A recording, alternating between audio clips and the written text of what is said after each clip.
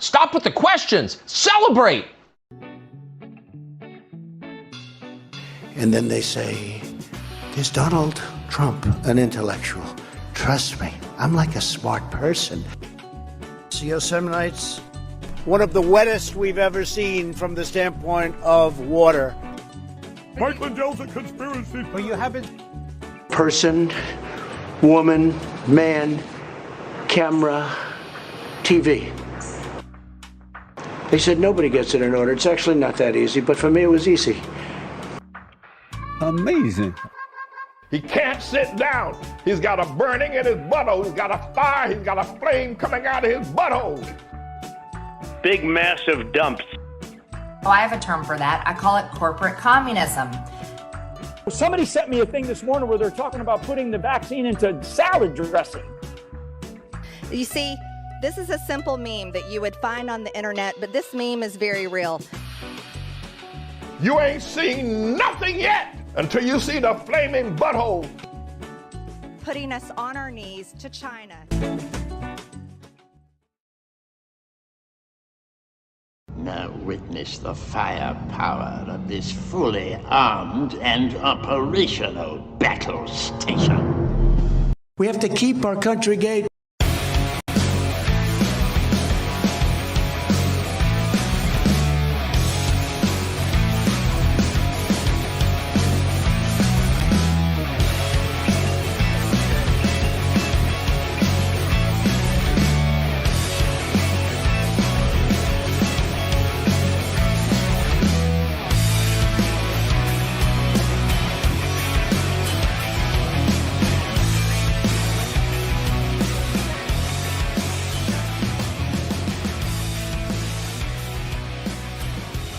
Nation, Waldorf Nation. Welcome to the show, everybody. It's Friday. We got a show. Gonna be fun. We have today is basically filled with be careful what you wish for. That's the theme of today's stories, especially the latter half. Of course, we have Donald Trump. By the way, this also might apply to Trump stories as well, because, you know, he recently issued a very, very dire warning about death and destruction. I can't imagine anything bad happening as a result of that. Then we're going to go in depth against, or I should say, in the topic of a book ban.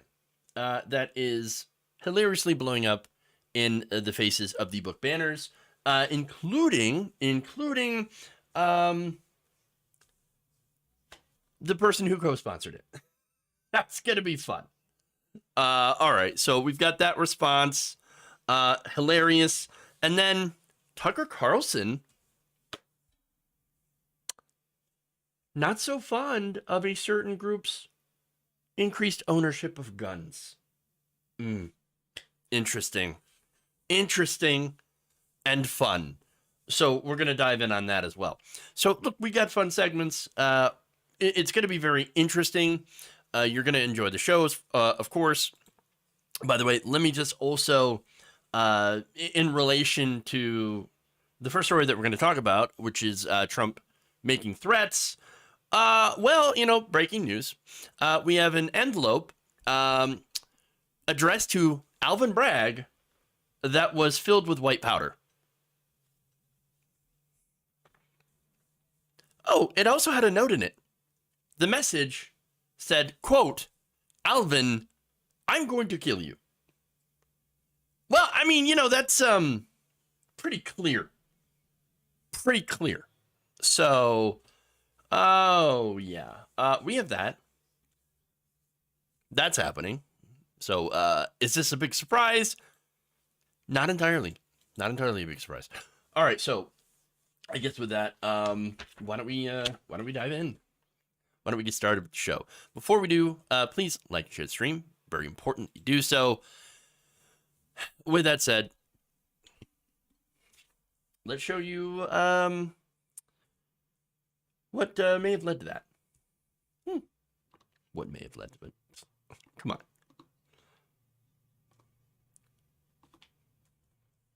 Maybe not so impotent.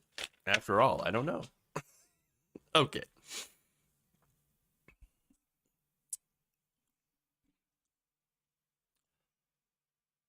On Friday, former President Donald Trump put out his most clear-cut threat on social media, taking, of course, to his own platform. Truth, essential. He put out this threat. You take a look. What kind of person can charge another person, in this case, a former president of the United States, who got more votes, but okay, I don't really care about how many votes. Whatever, you still lost. How can they charge him with a crime when it's known by all, no, it's not, that no crime has been committed? Hey, why don't we let that get adjudicated? When it's, and also known that potential death and destruction in such a false charge could be catastrophic for our country. Why and who would do such a thing? Only a degenerate psychopath that truly hates the USA.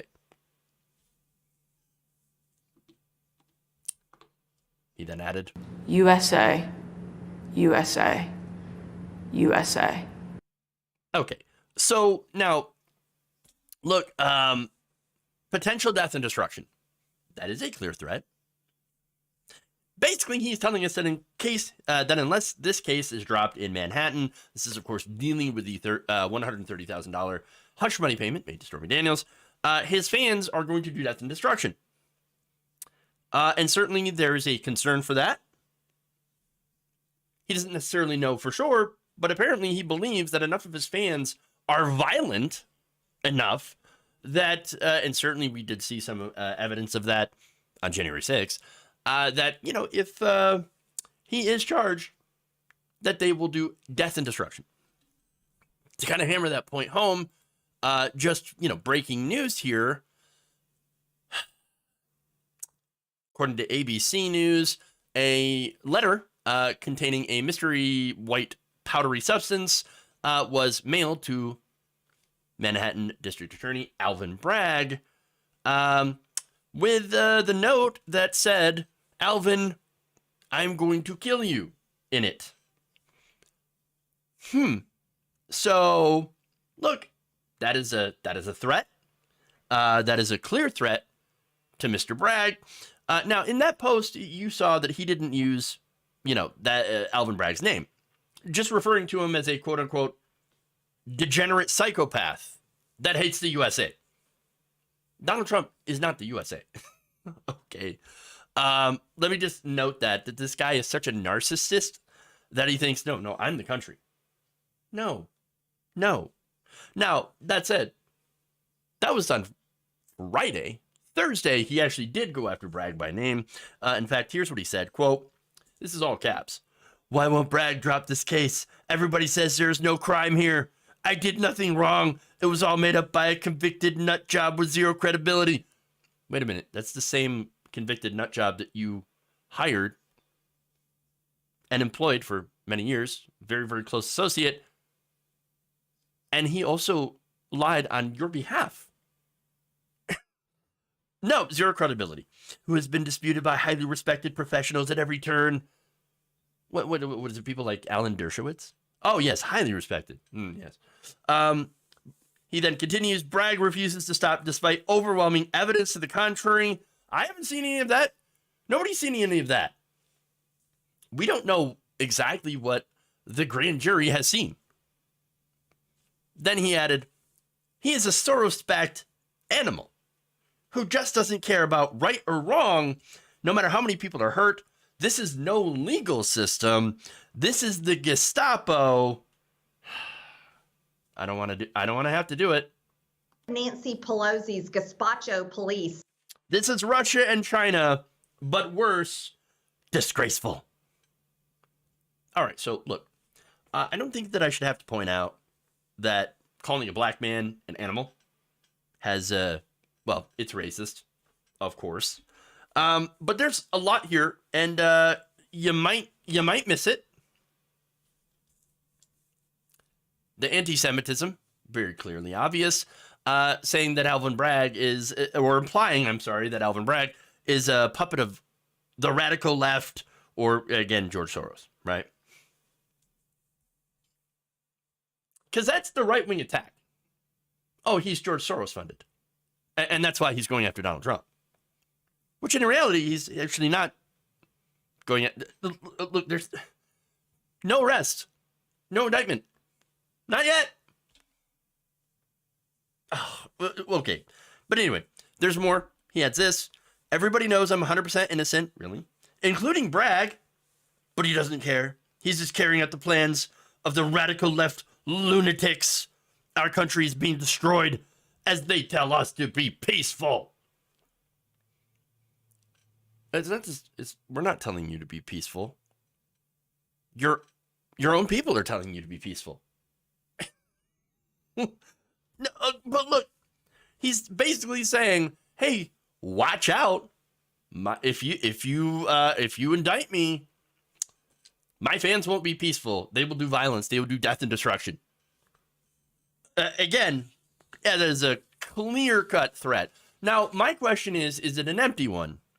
Well, I think mostly.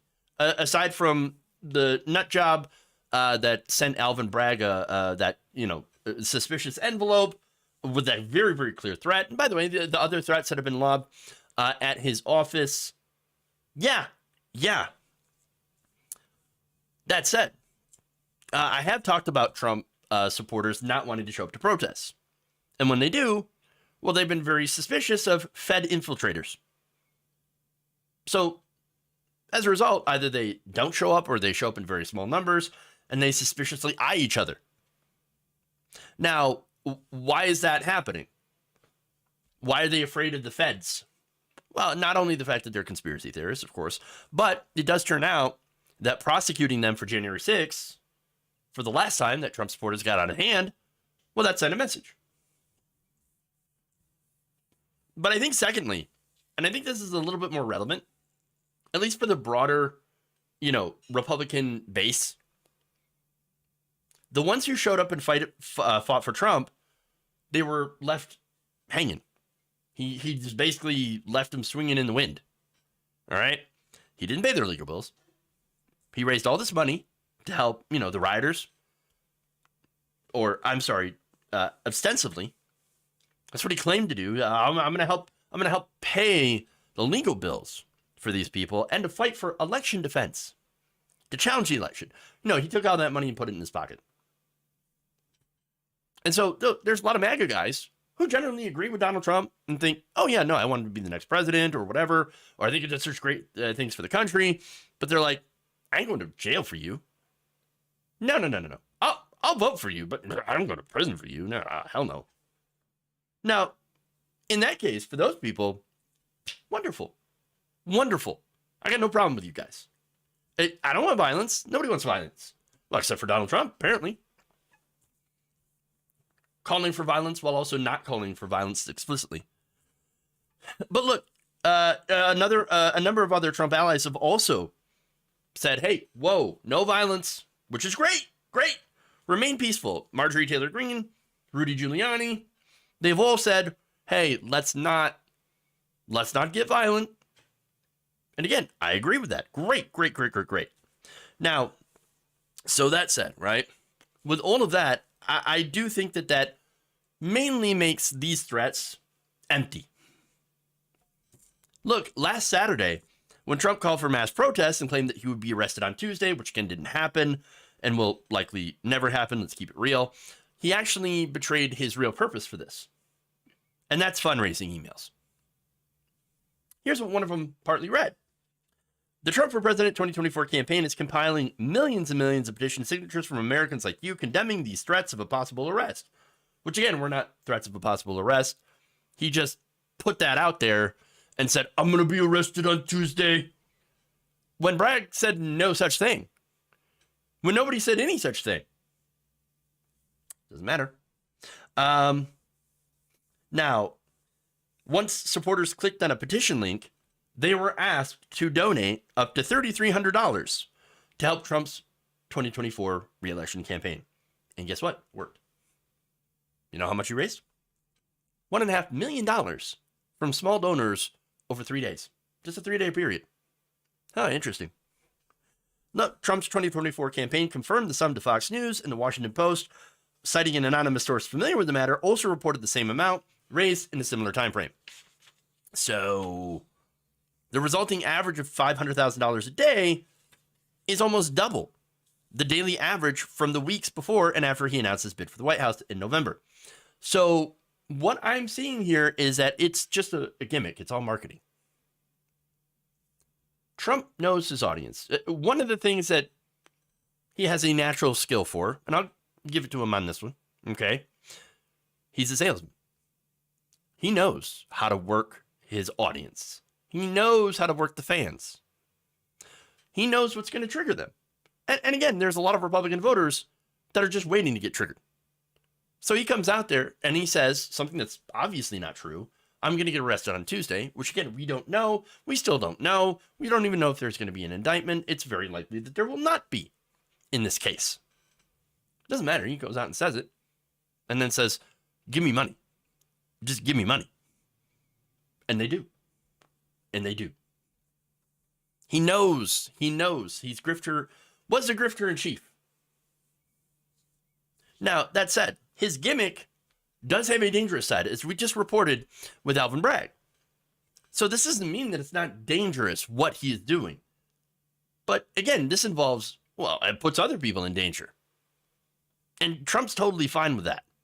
Look, all it takes is one unhinged lunatic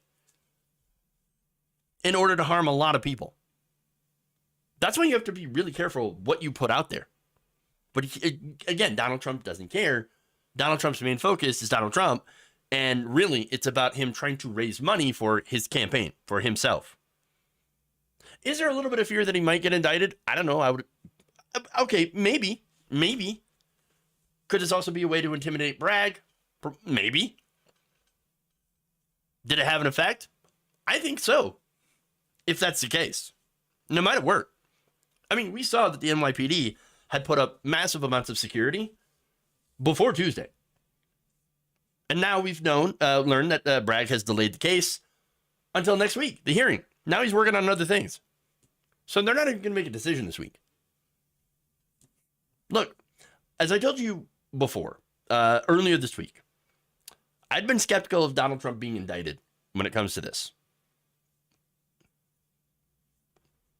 And I'm still in the camp, which I'm sure a lot of you are, of I'll believe it when I see it. Now I think it's actually less likely than it was before.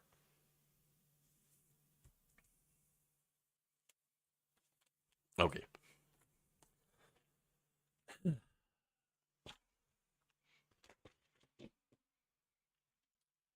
Let's move on.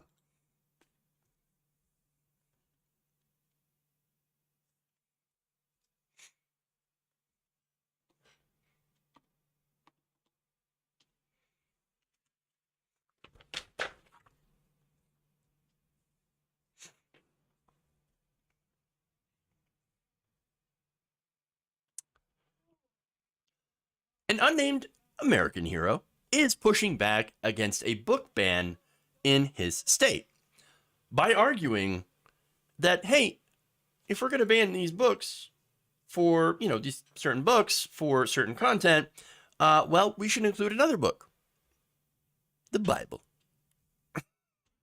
I'm not kidding. So now let me get to the story. It's fantastic. Well, first, context. In 2022, the state of Utah passed a law banning books with so-called pornographic or indecent content. Now, of course, nobody wants any of that, pornographic books in schools.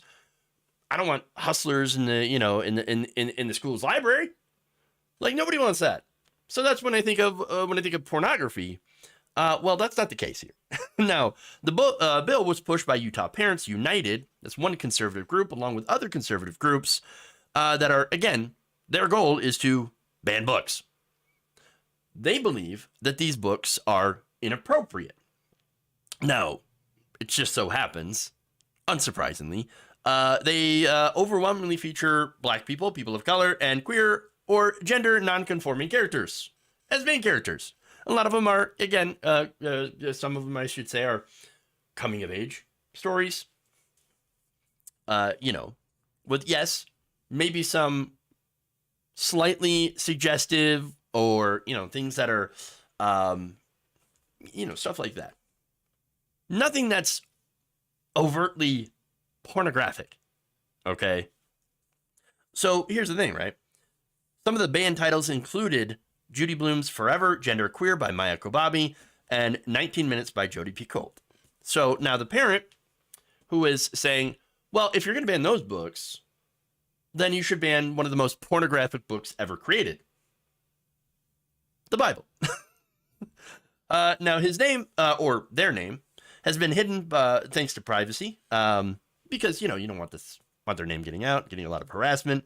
But they're arguing that by the law's own standards in Utah, the Bible should be on the ban list. So, look, I already love the delicious irony here, because the whole stated reason by these book banners from the right wing, we got to protect the children. You see, we got to have the children read pornography and indecent stuff. Now, they also argue that the books are inappropriate, they'll harm the children that will read them, and perhaps even groom them. They'll maybe even turn them into the gay. Oh, you don't want that. It's the worst thing in the world. They're turning the children into the gay. No, that's not what happens. In reality, of course, the whole idea is to erase LGBTQ people from education. Eliminate them from schools. And by the way, anything that deals with racism as well. Because we actually can't talk about structural racism or examples of racism either. I can't do that. Can't do that. Or, well, actually, can't let that happen. So now, these people, they claim to love the Bible. Now, if you've read the Bible, you might know that there's some inappropriate things inside that Bible.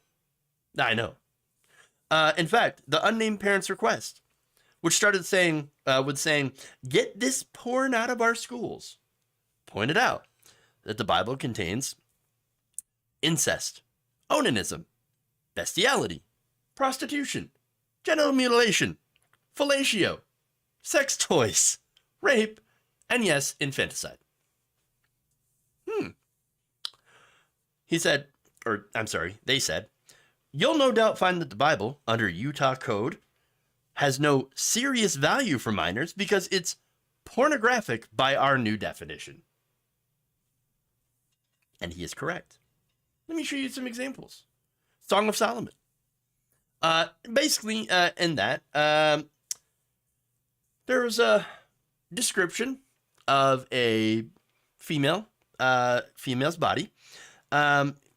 Very explicit detail comparing some of those parts to clusters of fruit. And encouraged, I don't know if it's a reader or another character, but those clusters of fruit should be devoured from her garden. A little bit of innuendo there. You know what it seems like to me? It really sounds like Sexual anarchy in the Bible. Oh no. In another story, King David happened to be overcome with lust for a woman named Bathsheba, whom he had seen he's out there taking a walk, and then suddenly there's a woman bathing on the roof, and he just had to go and stare right at her. That's right. He then told his people, his guard, to go bring her back. And then, he ended up committing adultery with her, and then she later murdered her husband. So, there's lust, there's murder, adultery. Oh, okay. Well, very, very appropriate for children, right? There's more. Noah's son, Ham, or Ham. I don't know how to say it. Just going to call him Ham. I know. Well, he commits the grave sin of accidentally seeing his dad's penis. No, I'm not kidding. I'm not kidding. Tallywhacker. You see that, and as a punishment, Noah curses Ham's entire bloodline into lives of slavery. So now we get slavery in there. What? Very, very appropriate for children, though, I hear. Yes, very appropriate.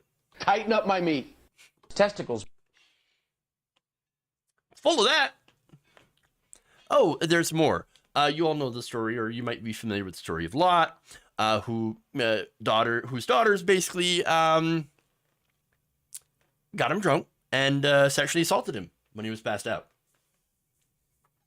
God also punished the citizens of Judah for smelting all the jewelry he gave them, which is weird. They decided to take all the jewelry, melt it down, and make sex toys out of them. Okay. Sexual anarchy. Sure. Okay.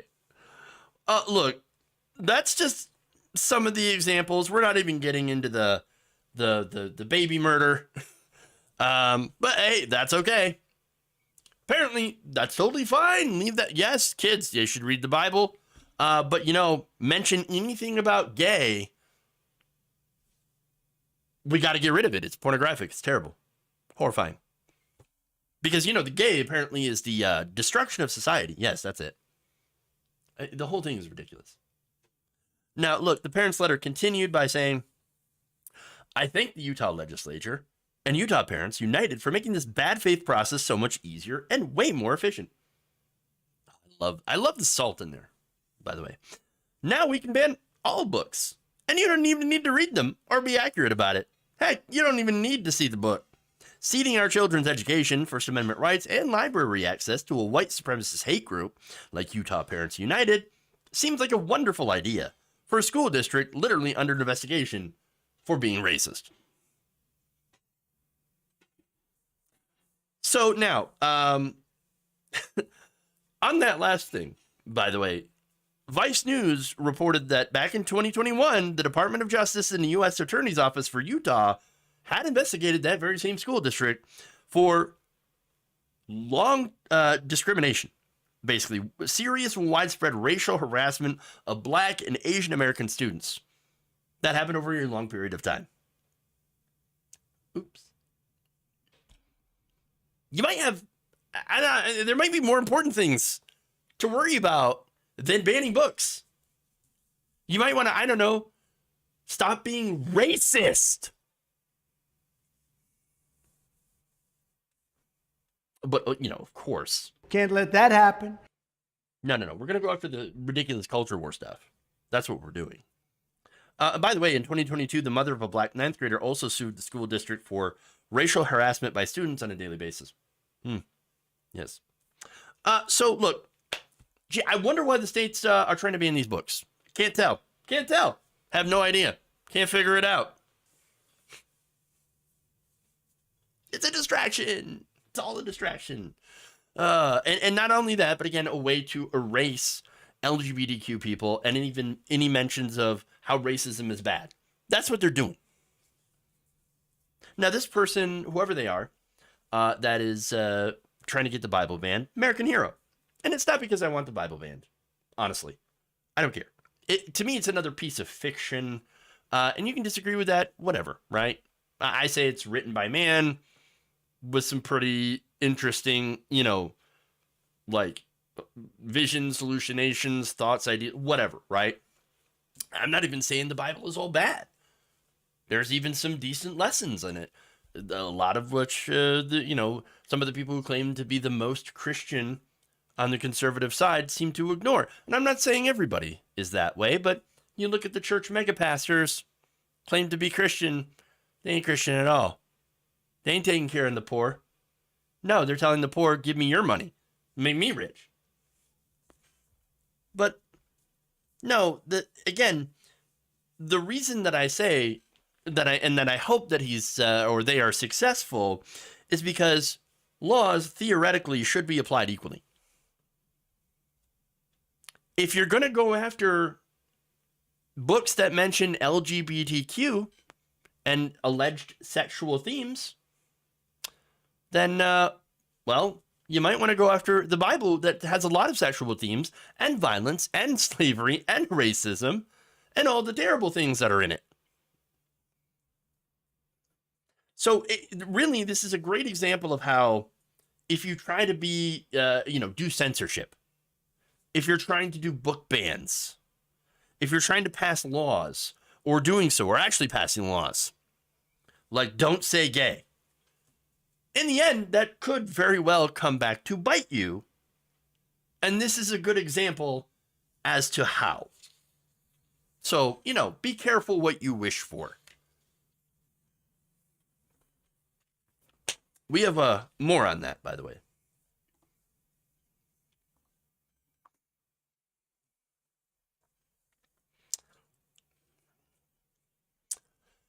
A Utah Republican is very sad that his book banning bill is being used against him. Oh, isn't that interesting? My. Now, last December, a Utah parent claimed that the Bible is actually one of the most sex-ridden books around and asked that it be removed from school shelves for review under Utah's law that would ban indecent or pornographic books from school libraries. Now, of course, in practice, it has been used to remove books by mostly LGBTQ+ and Black authors from the shelves. Now, the parent said, "I want to thank the Utah legislature and Utah Parents United for making this bad faith process so much easier and way more efficient. Now we can ban all the books, and you don't even need to read them or be accurate about it. Heck, you don't even need to see the book."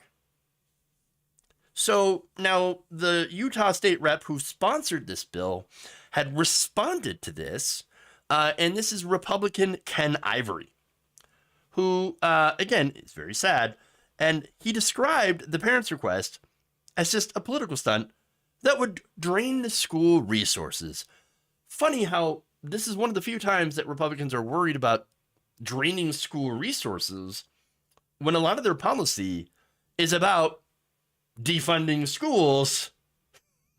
And, sometimes to the point in some states, like in Kansas, for example, years ago, to the point of where it was unconstitutionally allowed. They defunded it so much that the state constitution forced them to put money back into the schools. And not only that, but of course schools are defunded because you had this push by, unfortunately, both parties to do more charter schools. Charter schools, of course, wealthier parents will take their kids out of public schools, put them into charter schools, and then, well, they won't care. They actually don't care after they do that about public schools, about funding public schools, and they prefer not to. Now, look, if you're a middle class or upper class a person who's taking their kid out of school, they're going to make the argument like, hey, look, why is it fair that I have to pay for a kid that's, pay for kids that are not my own because they went to a charter school? I shouldn't have to pay for both. So you don't want people around you that are educated as well? You don't want other people to have a shot at a good education? I mean, that's kind of my argument to that is you just want everybody else around to not have as good of an education. And so, well, I guess you just want opportunity for your kid only and not everyone else. That's a selfish way to live, isn't it? I would think so. And generally harmful, I think, to the greater society, because we should have, educated people ready for the jobs of the future and to, take humanity forward. But that said, it's apparently not what these conservatives want. And by the way, corporate Democrats as well take money from groups, from charter school corporations. And so they're like, oh yeah, no, charter school is great. That said, I don't want to get into the charter school debate. But let's go further and give another quote here from Mr. Ken Ivory. Let me just stop here. The man's name is Ken Ivory.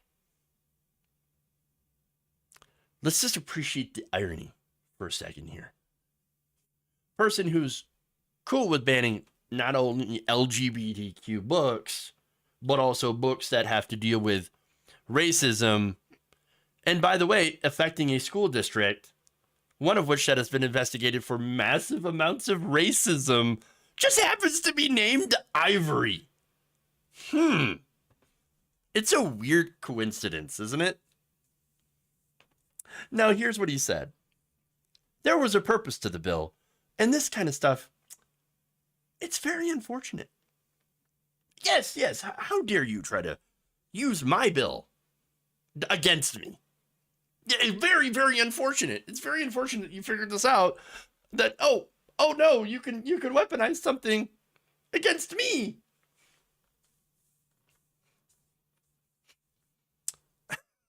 I mean, come on. It's almost like, well, if it isn't the consequences of my own actions coming back to haunt me. Potentially, of course. So, look, here's the thing, though. Okay. They're trying to ban, or they, pass this law, they're banning books, because they're claiming to be worried about the hypersexualization of children, right? The thing is that that's not what's happening. Nobody's trying to sexualize children and telling them that gay people exist, trans people simply exist and are a real thing. That is not sexualization. That's just saying, oh, this is why this person has two dads or two moms. That's not inherently sexual. Okay? But still, he goes on to make that claim. He said, quote, there are any number of studies that directly link sexualization and hypersexualization with sexual exploitation and abuse. Certainly, those are things that we don't want in schools. But they're not in the schools. Nobody wants them in the schools. But look, again, it's not about that. Nobody wants sexualization and abuse. But again, it's not happening there. If you really want to go after the, sexualization and abuse, you might want to look towards the churches where a lot of abuse happens. It's not really happening in the schools. And by the way, if you remove those books that touch on those topics, say, a book about somebody who experienced that, well, that actually makes it more difficult for the children who are actually in those situations to realize that they're in those situations and be able to get help to get out of those situations. Look, and by the way, it also, for those who are LGBTQ, but don't understand why they're that way, or they don't really know anybody that is openly LGBTQ, and I'm saying, some of these very small town conservative areas, maybe reading these books will help them and, help them be able to make sense of who they are, what they're going through, showing them that they're not alone. That's okay to be who they are, to live their truth. Unfortunately, for some people, they hate that idea. They don't want LGBTQ kids to know that it's okay to be who they are. They want to shame them. They want to punish them. They want to hide them, control them. And look, in the context of, by the way, how the right wing is using this very term, which isn't the actual original meaning, but groom them.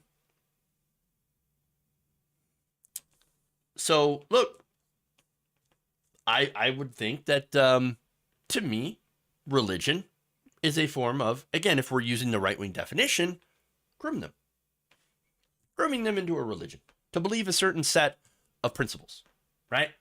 Again, this is not they're like using two different, examples of the word groom, two different definitions. And so who's to know which definition they're deciding to use that day? But basically, a lot of them are saying, well, you are grooming the children and transing them. Okay, well, that, first of all, that's not, again, the official definition of grooming.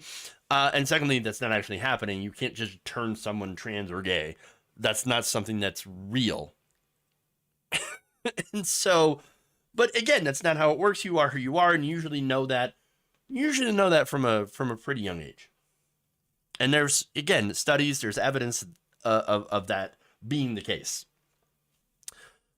That said, Utah parents responded to this. Quote, we believe in following the law. That's all we're asking the schools to do. No, it's after you lobbied and got that law passed. Now you're saying, oh no, I want to, of course, I just want them to follow the law. That's it. I just want them to follow the law that we helped pass that criminalizes, books about LGBTQ people and black people. What? Just follow the law. Just follow the law. Look, the group also claimed that they're not specifically targeting books about racism or LGBTQ plus themes. But of course, that's a lie. That's exactly the result of what's happening. Although there is one ironic result, and we'll go to that. But first, it's noted that among the 52 books that were removed from Alpine School District shelves last summer, it's a different school district, there's at least one that appeared to have been challenged merely due to its title. Here's the irony. Sex. If you're scared of the truth, don't read this. That's the title of the book. That book actually argues in favor of abstinence. Oops. Now, the list also included LGBTQ plus related titles like Maya Kobabe's novel Genderqueer, George M. Johnson's All Boys Aren't Blue, and Jonathan Evanson's Lawn Boy. But so, look, here's the thing, though. We know what this is all about, despite what they're saying. It's about eliminating LGBTQ people from existence. And so, in order to do that, first they have to erase all the knowledge of them. You're going after the books. You're going after the books, going after the media, going after care. That's where they start.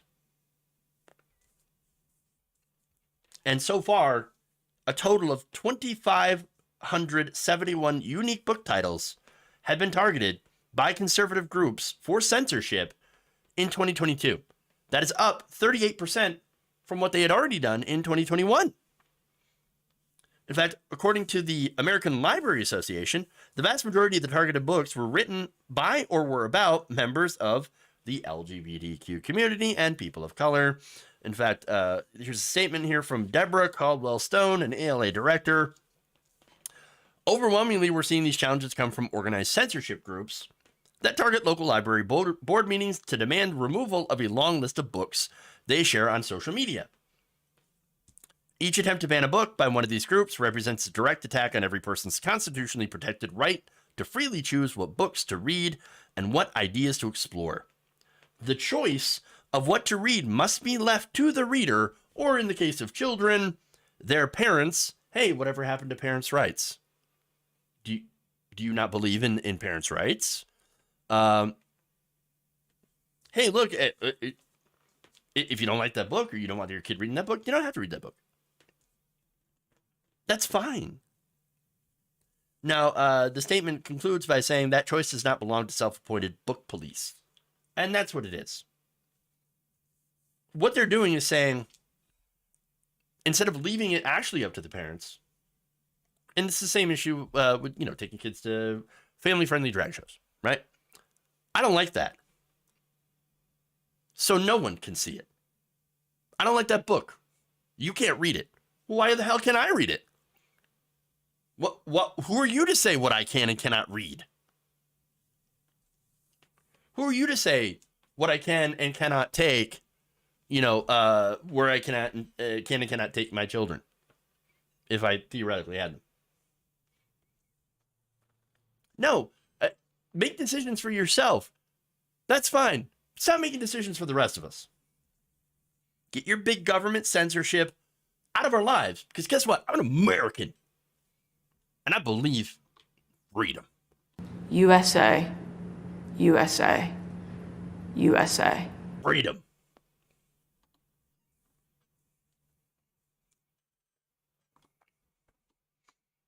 Don't tread on me in my LGBTQ books. It's true, though. It's true. All right. Let's move on to more right-wing hypocrisy. Nebraska governor just vetoed anti-trans bill. Based. Awesome. What about Black and Latino parents for the or the LGBTQ parents? Yeah, exactly. Freedom for me, but not for thee. That's what it comes down to. Okay. You're going to love this segment. Total irony. Fox News host Tucker Carlson is freaking out over gay and trans people who have decided to exercise their Second Amendment rights. Take a look. But what you're watching here is not the exercise of the Second Amendment. What you're watching here is political hysteria, fear, ginned up on purpose with maximum dishonesty in order to get people in a state of agitation, armed people in a state of agitation. Doesn't matter if they're trans or not, whatever that is. It's the same template always. Scare the crap out of your voters, tell them that their lives are at risk, encourage them to get guns. How do you think that ends? Funny how he says that, because that's exactly what he does. He would know. It's projection. But okay. Now, look, isn't the whole point of the Second Amendment, though, to defend yourself? I guess, or to defend yourself against government tyranny? Well, I mean, you could argue that with all the states that are passing restrictive bills against the transgender community, and doesn't that seem a bit tyrannical? To me, it does. And by the way, it's not just, banning them from sports or women's sports or banning gender-affirming care for children. No, they've actually expanded that to adults, restricting gender-affirming care for people under the age of 21.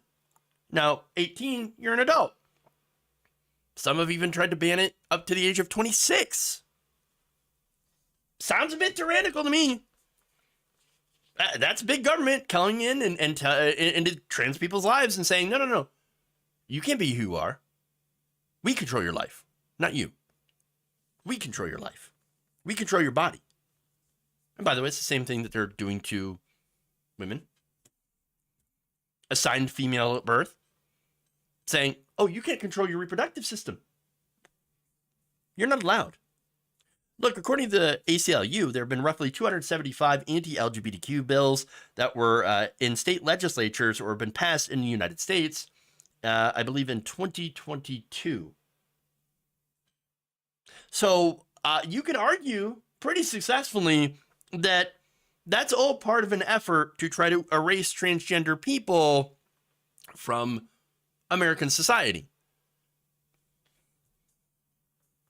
So with that context, do I blame people for wanting to protect themselves against the levels of transgender hatred that have been directed their way? No, not at all. The amount of violence against the trans community has been on the rise for several years. A 2021 study published by the Williams Institute, UCLA School of Law, found that transgender people are more than 4 times more likely to experience violence and abuse compared to cisgender people. Around 1 in every 4 trans women were victims of violent crime, believed it to be due to gender identity. But where's this coming from anyway? Well, it turns out Tucker Carlson just found out that in response to all of these threats against their lives and who they are, based on who they are, that there are some transgender people who are saying, I have a Second Amendment too.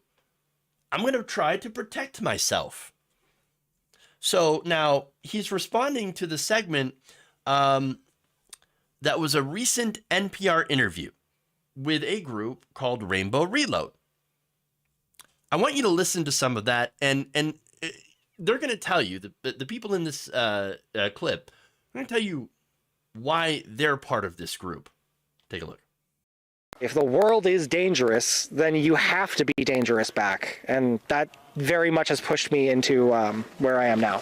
One of the members, Sharon, recently transitioned. And I went from concealed carry every once in a while when I was sort of feeling it to every single day, because reading the news, having a few experiences, realizing that I've gone from old cis male white upper middle class, really no real fears about anything, to there are people that just looking at me will want to hurt me.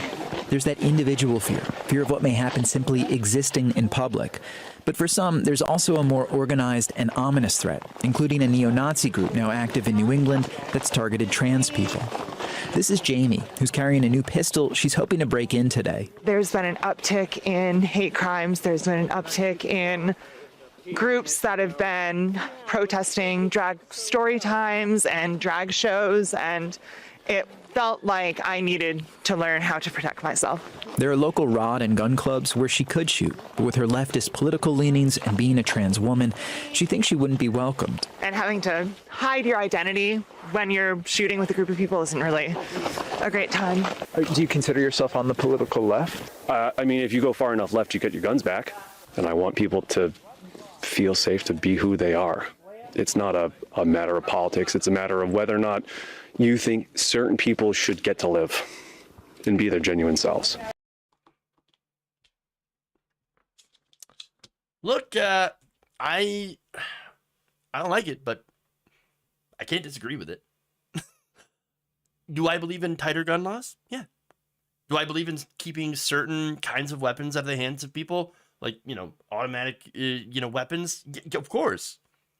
Do I believe in preventing people with, like, for example, dangerous mental illnesses or people with criminal records from getting access to dangerous weapons? Yeah, I do believe that. But I also do believe in the Second Amendment, which means being able to protect yourself. That's not a contradiction, and that's not very difficult to, square those different beliefs. So what we have here, though, is interesting. This is an interesting role reversal that is going on here. Because Tucker Carlson, normally he's like, guns for everybody. I love guns. Guns are great. Guns are fantastic. Arm yourselves. And yet, weirdly, he's going to go down the slippery slope. You have to kind of wonder, like, what's the limit to this? So if trans people are in fear for their lives in every region in the country, including New England, which apparently is crawling with Nazis now, why wouldn't we be arming them as we are, say, Ukraine's trans army? And there are famously trans people in Ukraine's army. They're very, very proud of that. So why stop with AR-15s? I mean, why not F-35s or tanks? That laugh, man. He's got it. He's a sociopath. He's a psychopath. He's got to be. I wouldn't be surprised if there were some, there are people in his basement. I don't know. I'm just speculating. I'm not saying that's true. Just speculating. What a weirdo. Why not give them tanks? Why not have?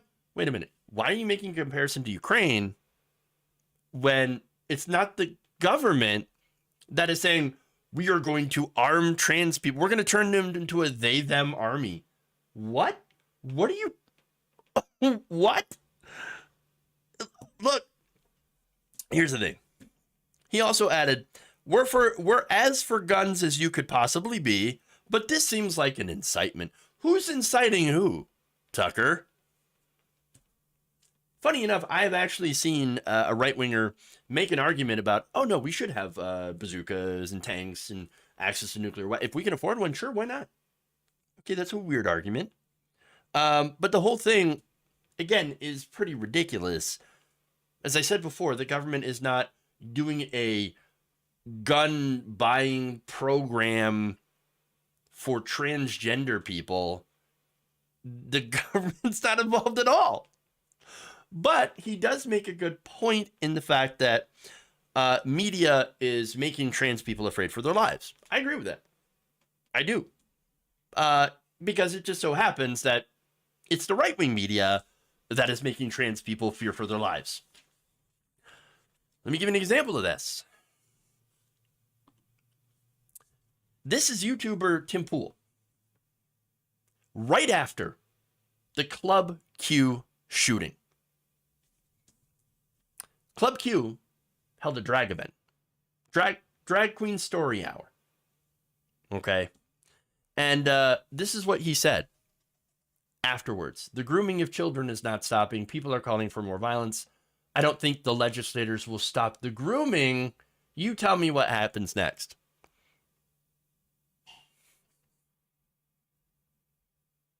Tim Pool, and there's so many more different tweets involved, okay, with this. And he's just one figure, but guess what? He has 1.4 million subscribers on YouTube. And he's been going on and on and on about how LGBTQ people are groomers. You have gigantic Twitter accounts like Lives of TikTok, Haya Rychik, who has also, by the way, been on Tim Pool and has been on Tucker Carlson's show. Here's what, by the way, Pool said on his members-only stream that same day. Quote, "A bunch of goddamn pedophiles are grooming children, and when we're like, hey, stop associating all LGBT people with groomers, you keep effing doing it." You're accusing LGBTQ people of being groomers. What do you think is going to happen? People are going to make threats against that community. He also, back in July, had said that the LGBTQ community is now dominated by overt pedophiles. The previous month, he accused drag performers of grooming your kids. Gee, I wonder who is driving hatred towards the transgender community. Michael Knowles, another Daily Wire host, along with, of course, Matt Walsh, who has said numerous horrifying things about the transgender community, about the LGBTQ community, latched onto that smear. Knowles, during CPAC, said we have to erase transgenderism from the country, from society. Gee, I wonder why transgender people would feel threatened. I wonder. Huh. Again, this groomer smear has been repeated by right-wing media over and over and over again. Tucker Carlson had also equated Drag Queen Story Hour to sexualizing children. Drag is not inherently sexual.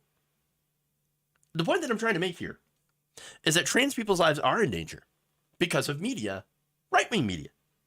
And by the way, the left, well, I shouldn't say the left. I should say what is considered to be in mainstream media the left-wing media, like New York Times and CNN.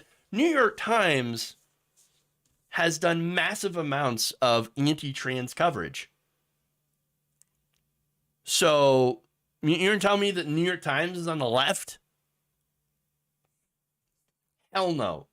Defenses of J.K. Rowling and her transphobia. Why do you think trans people's lives are in danger? Gee, I wonder why. And now, of course, when some of them, because, all these different threats, decide, I have the Second Amendment right, I guess I'm going to protect myself. Don't want to do violence, but I feel like, and look, that one person had said in the NPR clip, I've had my own personal experiences since I transitioned that have put my life in danger, that have made me think that I do need to protect myself. Doesn't take a genius to figure this out. But yet Carlson, when he finds out about it, he has the gall to say, whoa, what's going on? Why are you arming yourselves? Why are you getting your guns? That's weird. That seems like an incitement. Why? There's nothing to worry about. Why are you getting all freaked out? Gee, I wonder why. What this reminds me of, by the way, is when the Black Panthers armed themselves. You remember what happened after that? That led to Ronald Reagan doing gun control measures in California. Look, overall, I believe in the Second Amendment. Okay? I believe in, yes, I do believe in common sense gun reforms. Make people safer. I also believe in facts and statistics and science, which does show that you are more at danger accidentally shooting a family member or yourself when you have a gun in the home. Those are facts. But I also think that, hey, if you know the facts, you know the reality, and you choose to take that risk in your own home, we have the freedom to do that in this country. We do have the Second Amendment. The right wing, however, members of it at least, think, no. The Second Amendment only applies to me. We're the ones who should have the guns. Right wing, Christian, conservative, mostly men, but they do, I guess, they have been magnanimous enough to extend that right to right-wing women. But that's it. Everyone else, well, now we're going to get real scared. We're going to fearmonger about them exercising their Second Amendment. Ironically, at a time when you have right-wing violence that is at all-time highs. Look, I believe in America, and that in this country, our laws and rights should apply equally to everyone. If you don't like that, and yet you were the ones that were pushing for more guns, while pushing to take people's rights away, well, I mean, I don't know. Maybe you should have thought twice. Because it seems like you might get exactly what you wished for.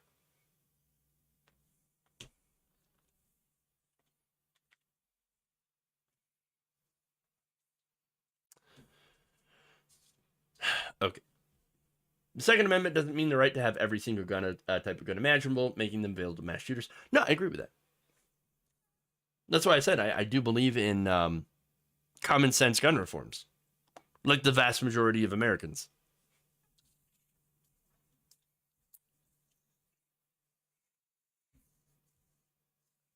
Okay. That's it for the show, though. I did not have more than those stories, but they were pretty meaty. So there was a lot involved. All right. So with that, let me read some super chats. Gabby Mathis with a very kind $40 super chat. Really appreciate that. Missed yesterday, so making up for it. Love your dragon shirt. Hi to the Dragon Squad. Thank you. Appreciate it. It's a good shirt. Jonathan Leiter, thank you for a very kind $2. Here's the Drag Queens with Guns. Thanks, Jeff. Amen. I love the little prayer there. Oh yeah. Get in a long tube with a bunch of demons. Oh no, don't do that. Not with the demons. Okay. Anyway, let's go to Twitch stream. Thank you, Twitch audience. Thank you, Facebook audience. Appreciate that. Again, before you go, please like and share the stream. Share the videos if you haven't already. Or I should say, share the stream if you haven't already. Later on, when I put the videos up on YouTube or Facebook. Like and share those. Appreciate that. All right, everybody. Thank you all. Have a fantastic evening. Enjoy your Friday. And we will see you later. Love you all. And remember, change begins with you. Good night.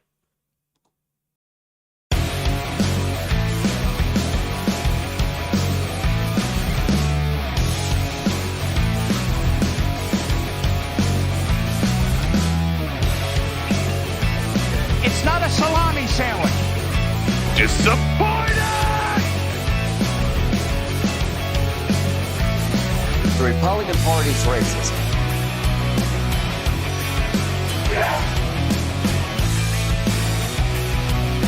Just forget about the other.